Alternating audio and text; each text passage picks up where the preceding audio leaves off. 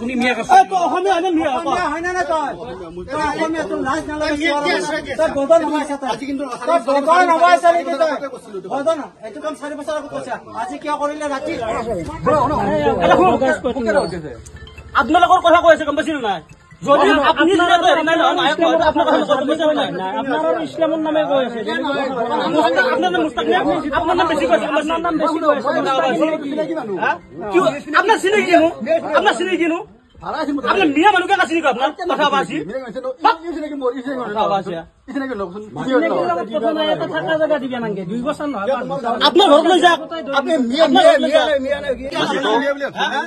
আপনি মিয়া কম বসিল না আপনি মিয়া বিয়ে করা বুঝা আপনি যেটা মিয়া নিরাপত্তা দিয়েছে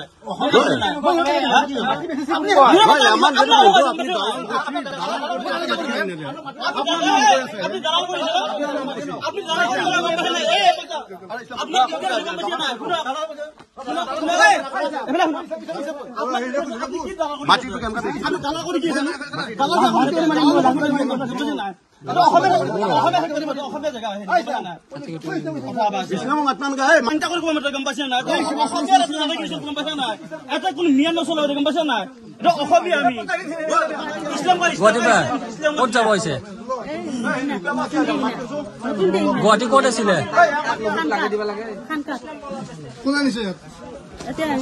কোনে আনিছে আপোনালোকক আমাৰ ইয়াতে মাটি কিনছো আমি ক'ত মাটি কিনছে হেৰি মুস্তাকিম মামা চিনাকি আমাৰ যে ৰাতিপুৱা ইয়াতে এটা কৰবাৰ পৰা উচ্ছেদিত পৰিয়াল আমাৰ এই অঞ্চলত আহিছে মানে দিহিনা বুলি কয় আমাৰ একাদিৰ ওচৰতে লাগি আছে দিহিনাত আহা বুলি খবৰ পালোঁ তাৰপিছত দিহিনা ৰাইজে তাৰ পৰা খেদি দিছে দিহিনা ৰাইজে খেদি দি পেলাই তাৰপিছত আমি খবৰ পালোঁ যে একাদিত আহি পেলাই একাদি বজাৰৰ ওচৰত থকা বুলি তাৰপিছত আমি ইয়াতে আহিলোঁ তেওঁলোকৰ লগত কথা বতৰা পাতিলোঁ তেখেতসকলৰ আধাৰ কাৰ্ডসমূহ ল'লোঁ কিছুমানৰ এড্ৰেছ গুৱাহাটীত আছে কিছুমানৰ এড্ৰেছ আছে বৰপেটাৰ ফালে চেঙাবহৰীৰ ফালে তেওঁলোকক কিয় আহিছে ইয়াত সুধিলোঁ তাৰপিছত তেওঁলোকে ক'লে এজন মানে আমাৰ কৈছে মুস্তাকিম নামৰ মানুহে তেওঁলোকৰ চিনাকি বোলে তেওঁলোকে আনিছিলে ইয়াতে আৰু আমাৰ ইছলাম বুলি যিটো ল'ৰা তেওঁৰ কিন্তু পৈতৃক সম্পত্তি তেওঁ বিপদত পৰি কিনে তেওঁ 2 কঠা মাটি বিক্ৰী কৰা বুলি কৈছে 2 বছৰ আগতে মাটিটো কিনা বুলি কৈছিলে এওঁলোকে কিন্তু এই চিটুৱেশ্যনত আহিছে আহাৰ কাৰণে আজি দিহিনা ৰাইজে খেদি দিলে এতিয়া আমাৰ ইয়াত যেতিয়া আহি ৰখিছে ইয়াত আমিও ইয়াৰ পৰাই তেওঁলোকক ইয়াৰ পৰা যাতে গুচি যায় তাৰ কাৰণে এতিয়া আমি উচ্ছেদিত বুলি সন্দেহ কৰিছোঁ কিন্তু তেওঁলোকে নহয় বুলি কৈছে তেওঁলোকে আবদ্ধ কৰা হৈছে নিশ্চয় এওঁলোকৰ ব্যক্তিজনৰ এনে আধাৰ কাৰ্ডৰ এড্ৰেছটো গুৱাহাটীৰ ভেটাপাৰাত আছে কিন্তু সুধিলোঁ তেওঁ চেঙাবহৰীৰ বুলি কৈছে এজন ইয়াতে আবদ্ধ কৰিছে তেখেত কলিতাগুছি ৰাজাবজাৰ এতিয়া তেওঁলোকেতো তেওঁক আনা বুলি কৈছে মানে সেই যিজন মানুহ নৌচদ নামৰ মানুহজন আহিছে তেওঁলোকৰ চিনাকি বুলি কৈছে তেওঁলোকৰ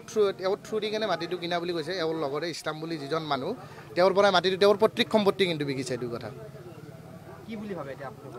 নাই যদি এওঁলোক য'ৰ পৰা আহিছে তোকে যাব লাগে আৰু চিধা কথা আৰু ইয়াত এনেই জাগা নাই আমাৰ জাগা কমি গৈছে ইয়াৰ পৰা যাব লাগে এইটো আমাৰ এইখিনি একাদি হয় কিন্তু তেওঁলোক আহিছিল দিহিনাত আমি ইয়াতে মানে আবদ্ধ কৰা হৈছে ৰাস্তাত দিহিনাত কিনছে একাদিত নহয় মই গম নাপাওঁ মোৰ নথত নাপাওঁ মোৰ বন্ধুজন মোক তেখেতে মাতিছিল মোক ফোন কৰি মাতিছোঁ ইয়ালৈকে আহক আহিলে ইয়াতে হেৰি হ'ব মানে কিবা মাটি বুলি মাটি লৈছিল মাটিটো মই তেখেতক মই আনিছিলোঁ ইছলামে মাটি এটা বিক্ৰী কৰিছে তেখেততে মাটি কি ক'লে 2 কঠা নেকি 2 কঠা মাটি দামটো কিমান মই নাজানো কিন্তু 2 কঠা মাটিটো কি কৰিছে লৈছে লৈ পেলাই তেখেতে মানে তাতে বিক্ৰী কৰিছে মই মাজৰ মানুহ দালাল নহয় ইছলাম মোৰ বন্ধু মানুহ ইছলামতে যি বিক্ৰী কৰিছে তেখেতে লৈছে মই তাতে 1 টকা